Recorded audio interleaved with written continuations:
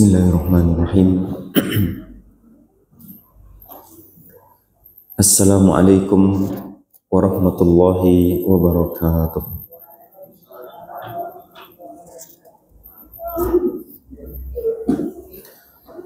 Alhamdulillah. Alhamdulillahilladzi hadana lihadza wa ma kunna linahtadiya laula an hadanallah. Asyhadu an la ilaha illallah wahdahu la syarikalah wa asyhadu anna Muhammadan abduhu wa rasuluhu la nabiyya ba'dah. Allahumma salli wa sallim ala sayyidina wa maulana Muhammadin wa ala alihi wa sahbihi wa man ihtada bihadihi ila yaumiddin, amma ba'du. Puji beserta syukur kita aturkan kepada Allah Subhanahu wa taala. Salawat dan salam kita perbanyak mengucapkan untuk junjungan Nabi besar kita Muhammad sallallahu alaihi wasallam. Bapak Ibu jamaah salat subuh yang dimuliakan Allah Subhanahu wa taala. Insyaallah subuh hari ini kita lanjutkan kembali kajian kita, kajian Kitab At-Tazkirah, pembahasan tentang perjalanan manusia nanti di akhirat sampai surga atau neraka yang diciptakan oleh Allah Subhanahu wa taala. Di pembahasan terakhir yang sudah kita bahas itu adalah berbicara tentang melihat wajah Allah Subhanahu wa taala. Dan itu harus kita yakini sebagai seorang yang beragama Islam, yang menganut faham ahlus sunnah wal jamaah. Karena nanti di antara ciri aliran sesat dalam Islam itu Bapak Ibu, itu di antara ciri mereka itu adalah mereka menolak bahwa di akhirat nanti orang-orang yang masuk ke dalam surga bisa melihat wajahnya Allah Subhanahu wa taala. Mereka menolak. Nah, tapi kemudian kalau ahlus sunnah wal jamaah sekali lagi mereka meyakini karena banyaknya ayat-ayat dan hadis-hadis dari Rasulullah sallallahu alaihi wasallam, bahkan hadis itu sampai juga pada derajat mutawatir, maka kemudian di dalam akidah ahlus sunnah wal jamaah mereka meyakini bahwa melihat wajah Allah Subhanahu wa taala nanti di akhirat itu pasti terjadi. Bahkan di sini tidak ada perbedaan antara Muhammadiyah, NU dan yang lain-lainnya, tidak ada perbedaan. Salafi, NU, Muhammadiyah, ini tidak ada perbedaan di antara mereka karena memang dalil-dalilnya itu sangat jelas dari Al-Quran dan hadis-hadis Rasulullah sallallahu alaihi wasallam. Jadi yang mengingkari siapa Pak?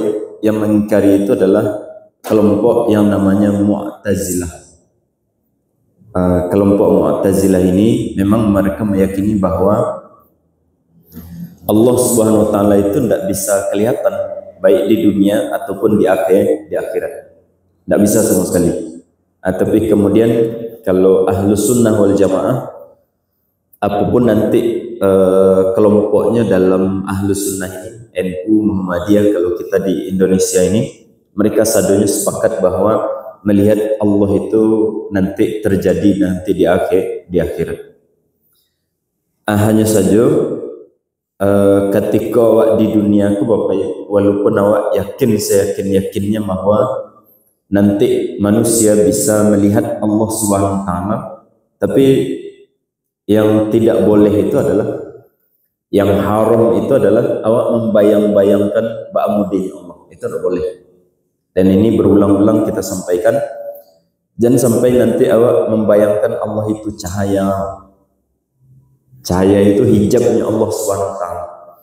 Jangan kita membayangkan nanti Allah itu mode apapun dari yang pernah kita lihat di dunia ini, sadonya itu bukan Allah Subhanahu wa taala. Jadi apapun yang kita lihat di dunia ini atau apapun yang kita imajinasikan di dunia ini, dari pikiran-pikiran liar awak barangkali, maka itu tidak dikatakan Allah Subhanahu wa taala. Karena Allah itu, jangankan Allah bapak surga saja tidak bisa membayangkan ba'amudi yang sebenarnya. Kan begitu. Surga itu tidak bisa kita membayangkan ba'amudi yang sebenarnya dari surga tadi. Apalagi Allah Subhanahu wa taala. Apalagi Allah Subhanahu wa taala. Walaupun di dalam ayat dan hadis dikatakan surga itu tajri min tahtihal anhar. Surga itu terbuat dari mutiara, dari berlian. Surga itu istana-istana. Surga itu buah-buahan begini dan begitu dalam ayat Al-Qur'anul Karim. Tapi ba'amode yang sebenarnya kan awak tak tahu yang sebenarnya. Nah itu baru kita berbicara tentang surga. Apalagi kalau awak berbicara tentang Allah Subhanahu wa taala, maka lebih tidak mungkin lagi untuk awak sebagai manusia yang memiliki keterbatasan akal awak, pikiran awak sangat terbatas Bapak, maka awak tidak bisa membayangkan ba'amudnya Allah Subhanahu wa taala. Itu barangkali yang perlu kita pertegas kembali.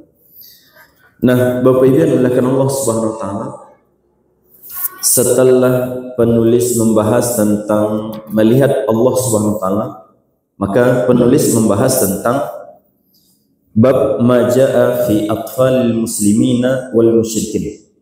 Ini pembahasan tentang bagaimana dengan anak-anak dari kaum muslimin atau anak-anak orang kafir yang mereka meninggal dunia sebelum usia baligh. Anak-anak dari kaum muslimin atau anak-anak dari orang-orang kafir, orang-orang musyrik yang mereka meninggal sebelum usia baligh. Artinya di sini dimana tampaknya nanti di akhir, di surga atau di neraka. Di sini penulis rahimahullah taala menyebutkan ada 4 pendapat ya. Ada yang mengatakan kalau anak-anak dari kaum muslimin, ini pendapat yang pertama, anak-anak kaum muslimin dan juga anak-anak dari orang-orang musyrik, orang-orang kafir, mereka semuanya di surga. Itu pendapat yang pertama. Kemudian ada yang mengatakan bahwa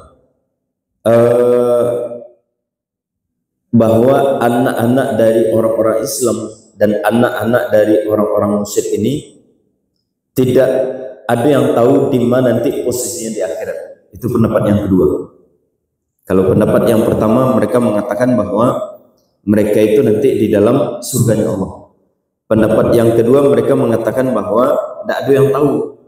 Itu diserahkan saja kepada Allah Subhanahu wa taala. Kemudian pendapat yang ketiga mengatakan bahwa anak kaum muslimin di surga, anak orang-orang musyrik di neraka mengikuti orang tuanya. Itu yang ketiga. Kemudian pendapat yang keempat, mereka mengatakan bahwa anak-anak ini baik dari orang-orang anak kaum muslimin ataupun dari anak-anak orang-orang musyrik, orang-orang kafir, mereka nanti di akhirat diuji dulu oleh Allah Subhanahu wa taala, baru nanti setelah itu mereka jaleh kama posisi mereka nanti di akhirat. Apakah ke surga atau ke neraka, tergantung dari hasil uji yang dilakukan oleh Allah Subhanahu wa taala. Itu pendapat dari para ulama yang disebutkan oleh penulis rahimahullah taala. Sekarang kita lihat dalil dari apa yang disampaikan oleh penulis Bapak Ibu. Dalil-dalil yang disebutkan oleh penulis. Yang pertama, beliau memulai di sini dalil dari pendapat yang kedua. Kalau pendapat yang terakhir itu beliau bahas di bagian terakhir ya. Pendapat yang pertama, dalilnya disebutkan di bagian yang terakhir. Beliau memulai dari pendapat yang kedua yang mengatakan bahwa anak-anak dari orang-orang Islam atau juga orang-orang kafir ini itu tidak ada yang tahu. Itu diserahkan nanti kepada Allah Subhanahu wa taala apakah ke surga atau ke neraka. Karena ada sebuah hadis. Hadis ini hadis dari Abu Hurairah radhiyallahu taala anhu, bahwa beliau bersabda, atau Abu Hurairah berkata, Su'ila Rasulullah SAW anil atfal. Nabi pernah ditanya tentang bagaimana dengan anak-anak yang meninggal dunia ketika belum sampai usia balik. Usia balik itu usia berapa, Pak? Balik itu sebenarnya bukan usia.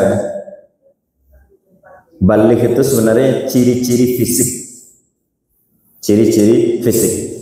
Sebagai contoh misalkan kalau anak wanita itu kapan dia dikatakan balik? Bukan dari usia, tapi dari ciri fisik. Kalau dia sudah haid berarti dia sudah balik. Itu kalau untuk wanita.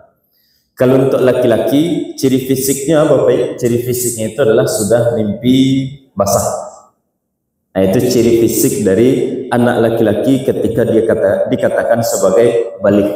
Artinya memang di sini sebenarnya kalau usia balik itu bukan tergantung usia, tapi tergantung ciri-ciri fisik. Laki-laki dengan mimpi, kemudian wanita dengan haid. Haid itu yang menandakan mereka sudah balik atau belum. Cuman nanti kalau anak-anak zaman kini karena banyak makan micin barangkali Bapak Ibu, banyak makan micin, yang laki-laki tidak mimpi-mimpi.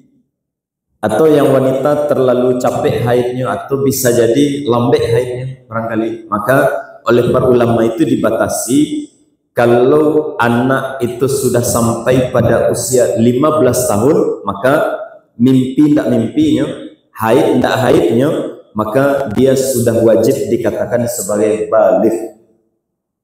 Jadi batas maksimal itu adalah usia. Artinya di sini kalau anak itu sudah sampai usia 15 tahun, maka dia sudah wajib dikatakan sebagai balik. Dia sudah balik. Nah, yang kita bahas di sini adalah anak-anak yang belum sampai usia balik. Bedanya kalau dalam syariat Bapak Ibu, seorang anak kalau dia sudah sampai pada usia balik, berarti dia sudah dikatakan sebagai mukallaf. Dia sudah menanggung beban-beban yang ada di dalam syariat agama Islam. Dia sudah wajib sholat, dia sudah wajib menutup aurat, dia sudah wajib menjalankan nilai-nilai atau ajaran-ajaran dalam agama Islam. Kalau dia tidak jalankan, dia berdosa. Atau kalau dia melakukan kemaksiatan, berarti mereka sudah berdosa. Kalau mereka sudah sampai usia balik. Nah, kalau anak di bawah usia balik, kalau mereka melakukan amal ketaatan, mereka dapat pahala, mereka berpahala. Tapi kalau mereka melakukan kemaksiatan, mereka berdosa atau tidak, Bapak Ibu? Anak sebelum usia balik yang melakukan kemaksiatan, berdosa atau tidak? Jawabannya tidak. Karena memang belum ada mukallaf, dia belum dikatakan sebagai mukallaf, dia belum dibebankan syariat kepada mereka. Mereka itu kalau melakukan amal soleh mereka berpahala, kalau mereka melakukan kemaksiatan mereka tidak berdosa.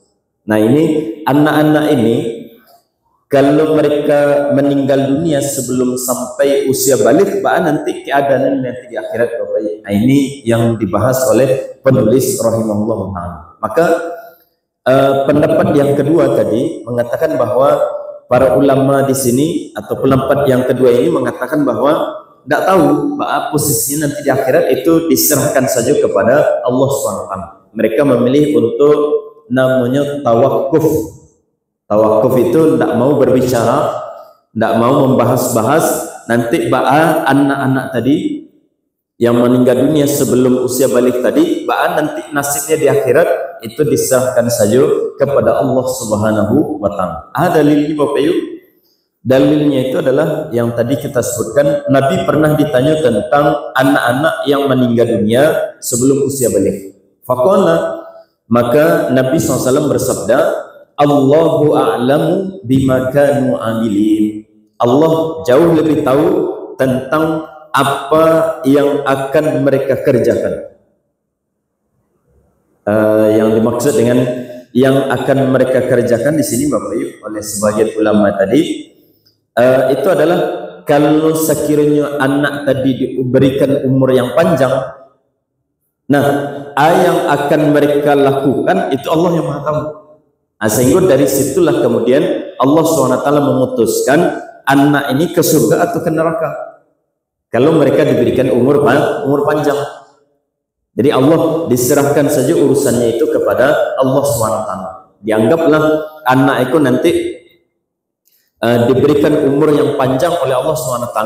Kan awak tidak tahu kalau anak itu diberikan umur yang panjang, nanti dia apakah dia soleh, apakah dia beriman, apakah dia kafir, apakah dia pelaku maksiat. Kalau awak kan tidak tahu, karena umurnya tidak panjang. Tapi kalau Allah SWT, kalau sekiranya anak ini diberikan umur yang panjang, maka Allah Maha tahu apa yang akan dikerajukan. Maka itu yang menjadi patokan nanti di akhirat oleh Allah SWT, dia ke surga atau ke neraka. Menurut ilmunya Allah SWT, kalau anak-anak ini diberikan umur yang panjang. Ini berarti kalau model itu Bapak, anak-anak yang meninggal dunia sebelum usia balik, tidak tahu sama sekali. Karena mereka tidak diberikan umur yang panjang, sehingga tidak tahu apakah dia kafir atau beriman, apakah dia taat atau ahli maksiat, kita tidak tahu. Maka oleh ulama-ulama yang mengatakan seperti ini, berarti sikap kita itu adalah tawakuf saja. Menyerahkan itu hanya kepada Allah Subhanahu wa Ta'ala. Itu dalil yang pertama, hadis dari Abu Hurairah radhiyallahu ta'ala anhu. Kemudian hadis yang kedua yang dijadikan juga sebagai dalil di sini Bapak Ibu, anna sabiyan saghiran mata li rajulin minal muslimin. Di zaman Nabi SAW ada seorang anak yang mati di usia yang masih kecil. Faqalat ihda nisa'in Nabi SAW. Maka salah seorang dari istri Nabi mengatakan kepada Nabi, kata salah seorang istri Nabi, tidak disebutkan namanya di sini, tuba lahu usfurun min asafiril jannah. Alangkah bahagianya anak itu, alangkah eloknya nasib anak itu. Bagaimana itu? Karenanya langsung berpindah ke dalam surganya Allah SWT. Seolah-olah di sini istri-istrinya Nabi meyakini bahwa yang namanya anak ketika meninggal dunia itu pasti masuk surga.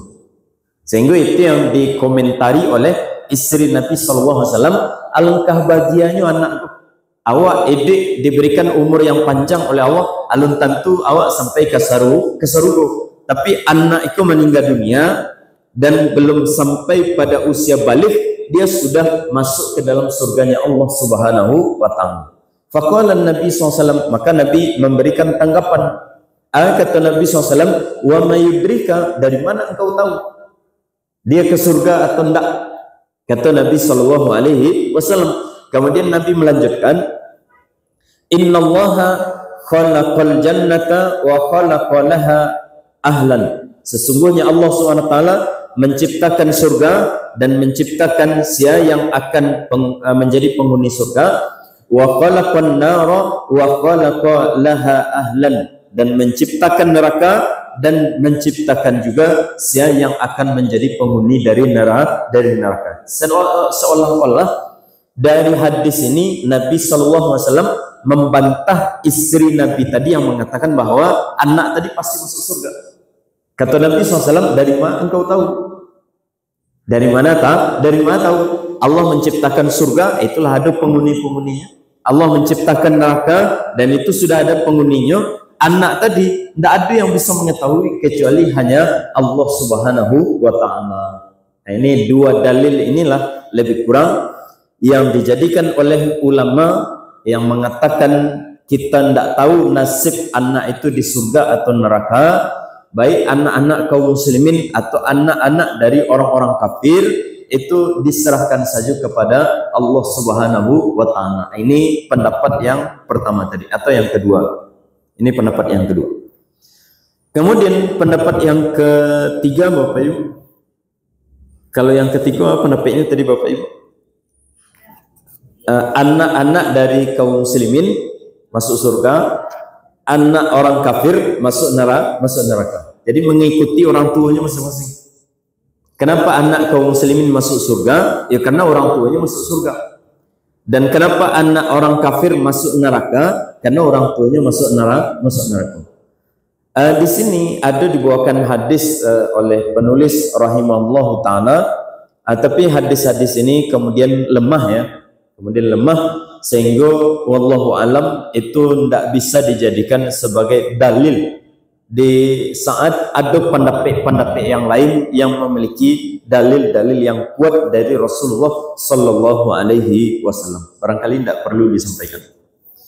Nah, kemudian yang keempat, pendapat yang keempat tadi mengatakan bahwa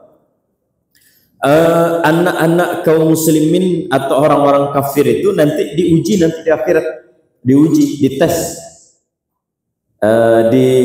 Sebelum mereka masuk ke dalam surga atau neraka, mereka ditempatkan di sebuah tempat oleh Allah SWT. Kemudian Allah menguji mereka. Baca Allah menguji, wallahu a'lam.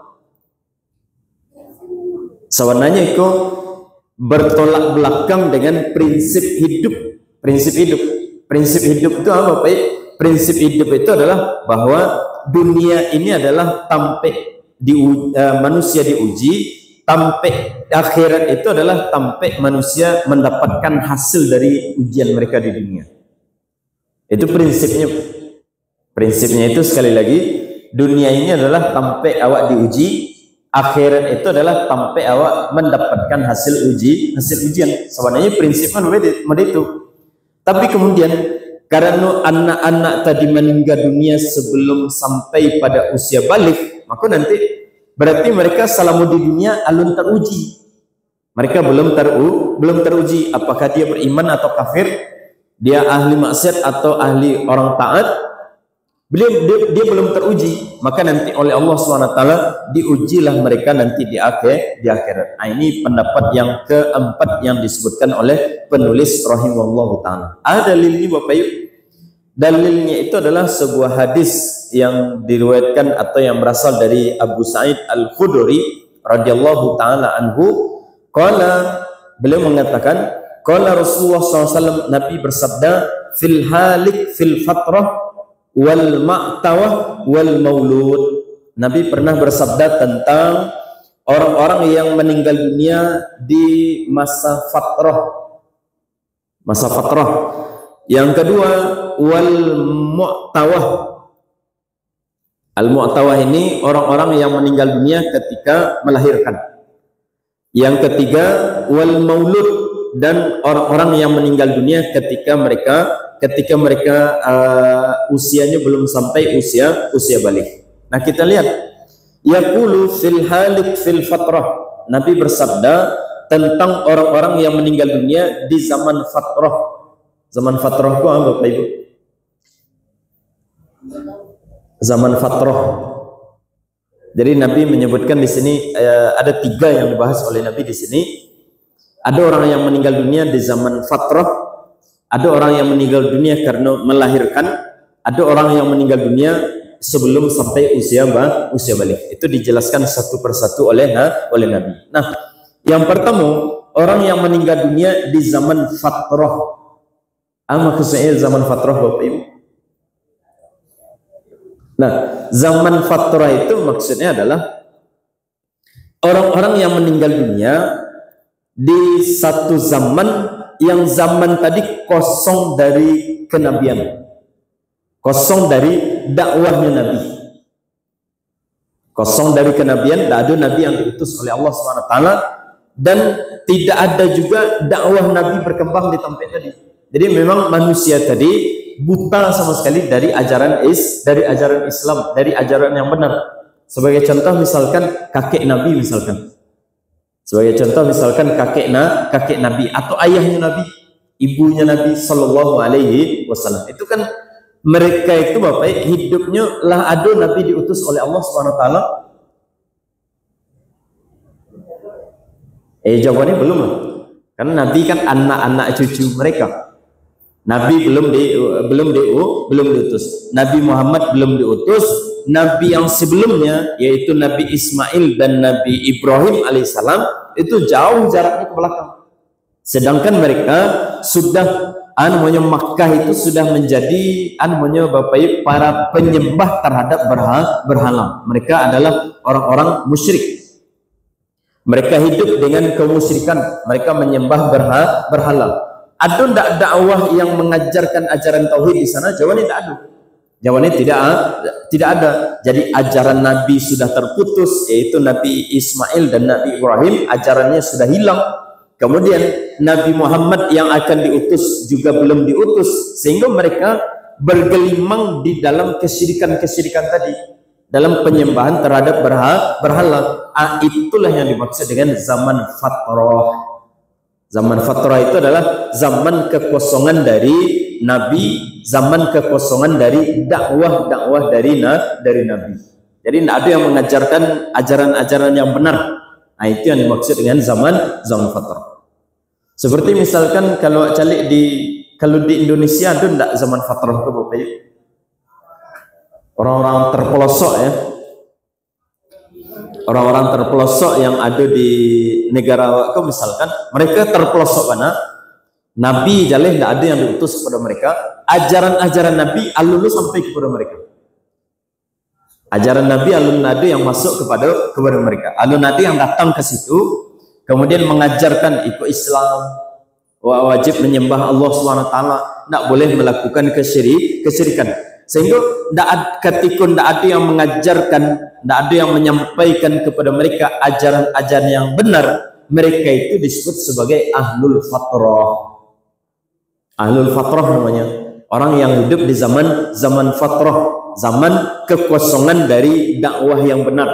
Nabi tidak ada diutus kepada mereka, ajaran Nabi juga tidak ada sampai kepada mereka. Mereka tidak punya TV, mereka tidak punya radio, mereka tidak punya handphone, sehingga mereka tidak punya akses untuk mengakses ajaran-ajaran, termasuk di dalam itu adalah ajaran Islam. Mereka tidak tahu ada agama namanya agama Islam. Nah, mereka itu namanya orang fatrah. Orang-orang yang hidup di zaman fatrah, kekosongan dari kebenaran, kekosongan dari Nabi, kekosongan dari dakwahnya Nabi Sallallahu Alaihi Wasallam. Belum sampai dakwah Nabi kepada mereka. Nah, kata Nabi SAW, Bapak Ibu, yaqulu al-halik fil fatrah, orang yang mati di zaman fatrah, lam ya'tini kitabun wala rasulun summatana. Mereka adalah orang-orang yang belum sampai kepada mereka kitab dan tidak pula rasul. Kemudian Nabi membaca ayat dalam surat Toha ayat yang ke-134. Itu jawaban Nabi Sallallahu Alaihi Wasallam. Jawaban Nabi SAW terhadap orang-orang ahli fatrah itu adalah terdapat dalam surat Toha ayat 134. 134.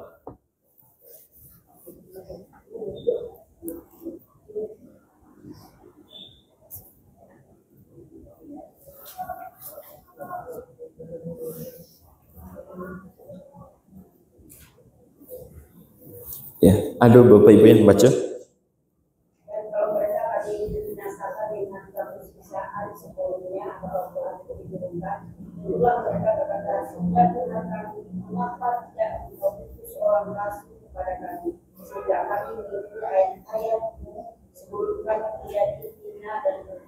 Ya, ini kalau sekiranya nih, dari kata Allah SWT, a'udzubillahi minasyaitonirrajim, walau anna ahlaknahum bi'azabin min qablihi, sekiranya kami azab nanti mereka di akhirat, mereka-mereka yang kosong dari dakwah kebenaran tadi, seandainya kami azab nanti mereka, maka mereka bisa mengatakan, ya Allah, kenapa engkau azab kami? Kenapa dahulunya tidak sampai dakwah Nabi kepada kami? Kalau sekiranya sampai kepada kami, tentu kami akan beriman. Nah, ini tentunya artinya nanti akan ada protes dari orang-orang nanti kepada Allah SWT ketika mereka diazab, sedangkan dakwah itu tidak sampai kepada mereka. Nah, sehingga dalam hal ini ya Bapak Ibu, dalam hal ini mereka itu nanti tidak mungkin langsung diazab oleh Allah Subhanahu wa Ta'ala. Itu orang-orang yang namanya ahlul fatrah, orang-orang yang namanya ahlul fatrah. Wa yaqulu fil ma'tawah, ma'tawah itu bukan orang meninggal ketika melahirkan ya. Ma'tawah itu adalah orang gila. tentang orang gila. Tentang orang gila, kata Nabi sallallahu alaihi wasallam, wa yaqulul ma'tawah, dan orang-orang yang ma'tawah itu mengatakan nanti di akhirat mereka itu, kata Nabi SAW, kalau sekiranya mereka dimasukkan ke dalam neraka, mereka akan mengatakan, Rabbi lam taj'al li aqlan a'qilu bihi khairan wa syarran. Ya Allah, kenapa engkau masukkan ambu ke dalam neraka, padahal ketika di dunia engkau tidak memberikan akal kepadaku, dengan akal tadi kamu bisa membedakan mana yang benar, mana yang salah. Nah, berarti dalam hal ini orang-orang gila itu Bapak nanti di akhirat itu ndak langsung dimasukkan oleh Allah Subhanahu wa taala ke dalam neraka. Orang gila, orang mati dalam keadaan gila. Ini gila yang dimaksud di sini adalah gila dari semenjak usia sebelum balik. Kalau yang sudah balik Bapak lah usia 30 barunya gila misalkan, maka yang dilihat itu adalah usia sebelum dia gila. Bah keadaannya sebelumnya gila. Sebelum dia gila bah urusannya. Kalau sebelum dia gila. Tapi kalau gilanya anak tadi, namanya sebelum usia balik, ini lah gila Bapak sampai mati dalam keadaan gila misalkan. Maka nanti di akhirat orang yang seperti ini tidak mungkin Allah SWT mengazab mereka langsung. Itu yang kedua. Kemudian yang ketiga, wa yaqulul maulud. Kata Nabi SAW, nanti anak yang mati sebelum sampai usia balik, Rabbi lam adrik amal. Ya Allah, ambud waktu di dunia alun ada kesempatan untuk beramal.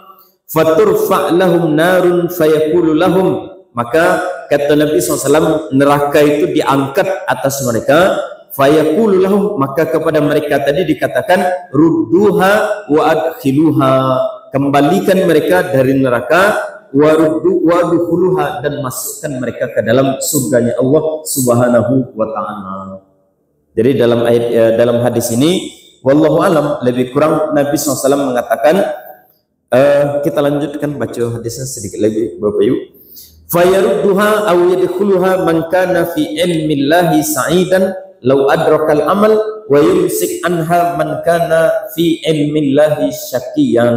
Kata Nabi SAW, maka orang-orang tadi, orang yang pertama orang ahlul fatrah, yang kedua orang gila, dan yang ketiga orang yang anak yang mati sebelum usia balik, maka mereka ditempatkan oleh Allah Subhanahu wa taala sesuai dengan tempatnya di sisi Allah Subhanahu wa taala. Kalau dia orang ahli taat, maka dia masuk ke dalam surga. Kalau dia orang ahli maksiat menurut ilmunya Allah Subhanahu wa taala, maka mereka masuk ke dalam nerakanya Allah Subhanahu wa taala. Nah itu wallahu alam itu sebagai dalil bagi kelompok yang keempat atau sebenarnya bagi kelompok yang ketiga. Karena di sini tidak tahu, anda ada jaminan bahwa mereka itu masuk surga atau enggak, mereka diuji atau enggak. Dari dalil tadi sebenarnya tidak ada isyarat yang menunjukkan bahwa mereka nanti diuji nanti di akhirat. Cuman ulama saja yang kemudian menambahkan, siapa di antara ulama yang mengatakan mereka itu diuji Bapak Ibu, di antaranya itu adalah misalkan Abu Amr.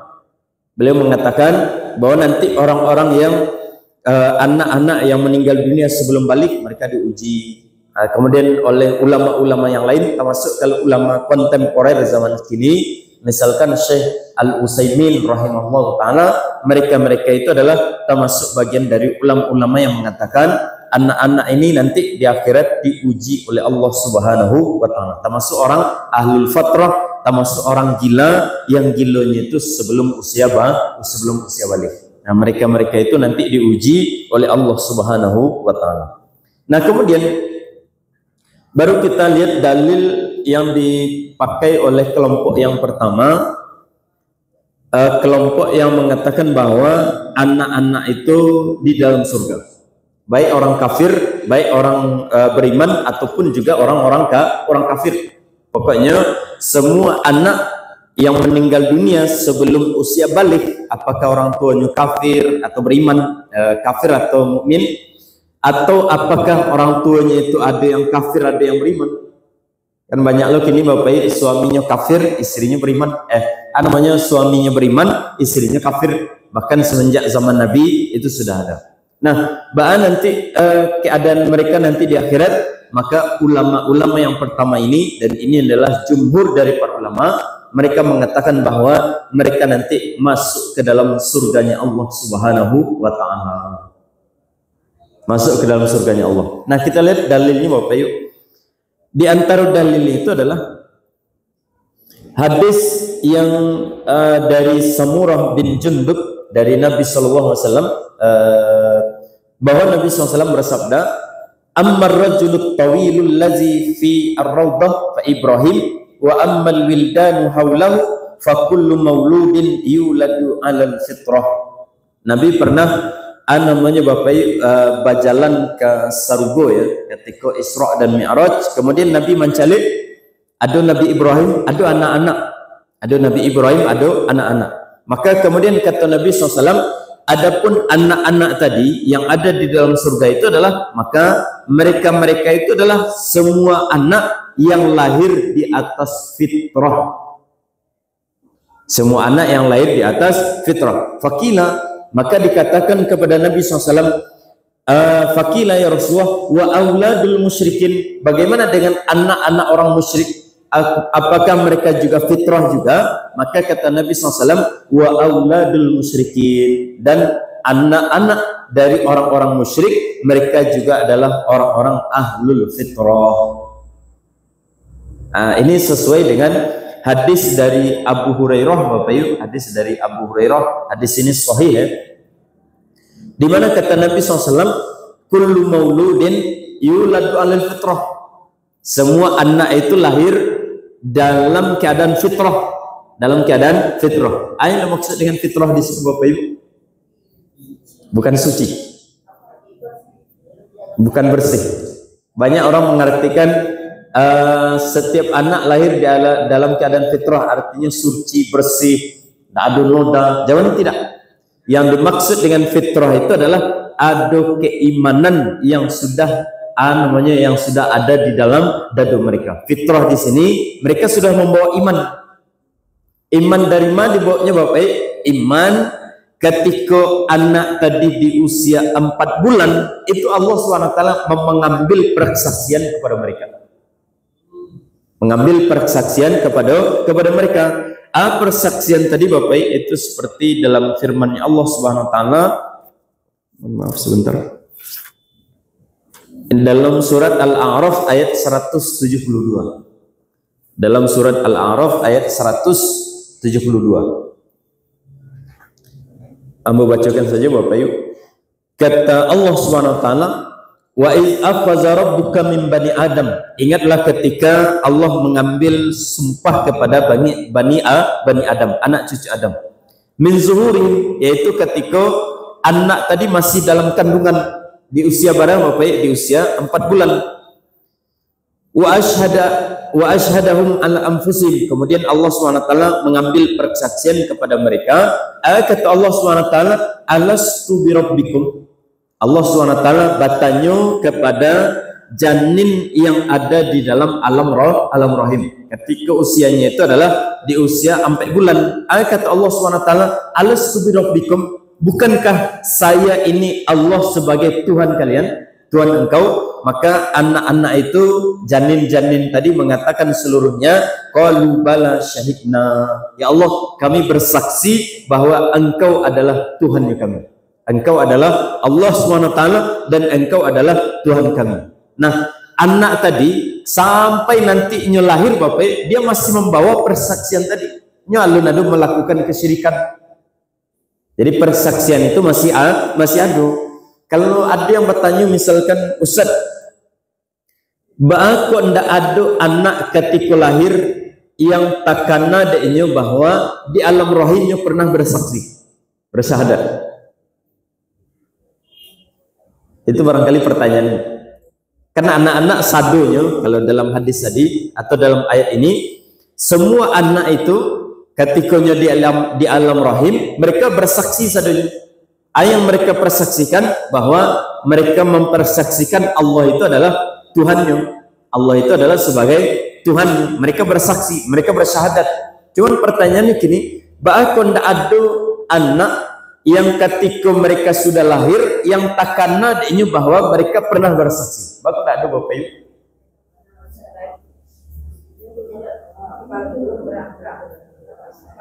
Bahkan dah. Atau awak pribadi lah misalkan, lain takana awak pernah bersaksi di alam rahim Bapak Ibu. Jawabannya tidak. Jawabannya tidak. Di antara alasan itu adalah karena memang akal dari anak-anak itu lama. Sehingga tidak ada yang bahkan bisa dipastikan Bapak, tidak ada anak yang ketika lahir takkan adanya abulah bersaksi, abulah bersyahadat di alam rahim. Jangankan anak-anak ya, anak-anak yang baru lahir ke dunia, awak sajalah misalkan kini Bapak, awak misalkan kini ya, awak akan banyak yang takana ada. Tapi pertanyaan itu adalah ketika awak di usia ketek, di usia 1 tahun, 2 tahun, 3 tahun misalkan, masih takana ada awak ayam kita kerjakan dulu Bapak Ibu. Ya jawabannya tidak. Jawabannya tidak. Apalagi yang kita pernah lakukan hanya 1 kali saja di alam rahim. Jadi tentunya itu jauh lebih memungkinkan untuk tidak bisa diingat sama sekali. Wallahu a'lam. Jadi yang jelas di sini, kalau menurut surat ini, dalam surat Al-A'raf ini, ayat yang ke-172, itu semua anak ketika mereka berada di alam rahim, mereka itu sudah bersyahadat. Dan sampai nanti dia lahir ke permukaan bumi ini, mereka masih membawa syahadat yang pernah mereka syahadatkan tadi. Nah itu yang maksud dengan fitrah tadi. Jadi fitrah itu bukan bersih, fitrah itu bukan suci, dalam artian tidak ada noda, tidak ada isinya sama sekali, masih kosong, masih barasih. Kan kadang ada yang mengartikan model itu. Maka kita katakan fitrah itu bukan itu maksudnya. Yang dimaksud dengan fitrah itu adalah anak tadi sudah membawa keimanan dalam dirinya. Makanya Abu Hurairah itu ketika beliau ditanya, wa mal fitrah, yang dimaksud dengan fitrah wahai Abu Hurairah, maka beliau mengatakan fitratul Islam. Yang dimaksud itu adalah fitrah anak tadi ketika lahir sudah membawa keislaman. Dia sudah menjadi orang Islam. Dia sudah Islam. Setiap anak yang lahir, mau anak dari orang kafir, mau anak dari orang yang beriman, mereka itu sudah membawa yang namanya keimanan. Mereka itu masih dalam keadaan beriman kepada Allah Subhanahu wa taala. Maka kata Nabi sallallahu alaihi wasallam dalam hadis yang lain qalu auladul musyrikina iza matu kanu sigharan fil jannah wahtajju bi hadisi Aisyah. Dalam hadis yang lain mereka jadikan sebagai dalil yang di hadis ini dari Aisyah radhiyallahu taala anhu. Hadis yang tadi, mohon maaf, ini hadis yang sudah kita bacakan tadi, bahwa Nabi mengatakan bahwa anak-anak dari kaum muslimin mereka mati dalam keadaan fitrah. Kemudian ditanya tentang anak-anak dari orang kafir, anak-anak orang musyrik, maka Nabi juga mengatakan wa auladul musyrikin, dan juga anak-anak dari orang-orang musyrik. Mereka itu sudah membawa keimanan. Kemudian dalam dalil yang kedua, tapi dalil ini lemah Bapak, tapi dijadikan oleh sebagian ulama sebagai dalil, itu adalah sa'alat Khadijatun Rasulullah SAW. Khadijah radhiyallahu ta'ala anha pernah bertanya kepada Nabi SAW terkait anak-anak orang musyrik. Faqala, maka Nabi SAW mengatakan, hum ma'abaihim, mereka itu nanti di akhirat bersama bapak-bapak mereka. Summa sa'alathu ba'da zalika, kemudian setelah itu Nabi ditanya balik dengan pertanyaan yang sama. Kemudian Nabi SAW mengatakan, Allahu a'lamu bima kanu amilin, Allah lebih tahu tentang yang akan mereka kerjakan sekiranya mereka diberikan usia panjang. Kemudian setelah itu summa sa'alathu ba'da zalik ba'da istahkamal islamu fanazalat, kemudian setelah Islam ini Bapak sudah kuat, Islam ini sudah berkembang, kemudian Nabi ditanya balik tentang kondisi mereka, hum alal fitrah, maka Nabi kemudian mengatakan mereka itu berada di atas fitrah, atau Nabi mengatakan hum fil jannah, mereka berada di dalam surga. Jadi memang di sini ada sepertinya nasikh dan mansukh.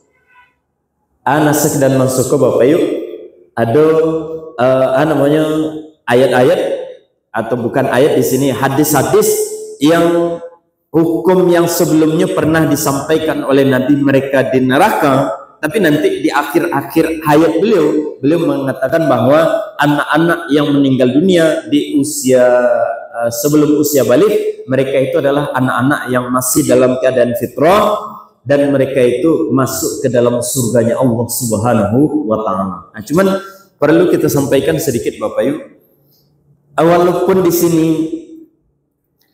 dikatakan bahwa anak-anak orang kafir, anak orang-orang Islam masuk ke dalam surga nanti di akhirat, itu tetap juga nanti ada perbedaan sedikit ya. Apa perbedaan itu Bapak? Kalau anak-anak dari orang Islam, itu hampir sepakat seluruh para ulama mereka mengatakan bahwa anak orang Islam di surga. Walaupun tadi ada perbedaan, tapi itu perbedaan yang ada memang yang menyampaikan, tapi mereka itu syazun itu artinya yang mengatakan model tadi itu jumlahnya sangat sedikit. Nah, karena adanya hadis-hadis ketika Nabi SAW akan meninggal dunia, banyak riwayat yang mengatakan bahwa Nabi SAW mengatakan bahwa mereka adalah penduduk surga, mereka mati dalam keadaan fitrah, sehingga mereka nanti masuk ke dalam surganya Allah Subhanahu wa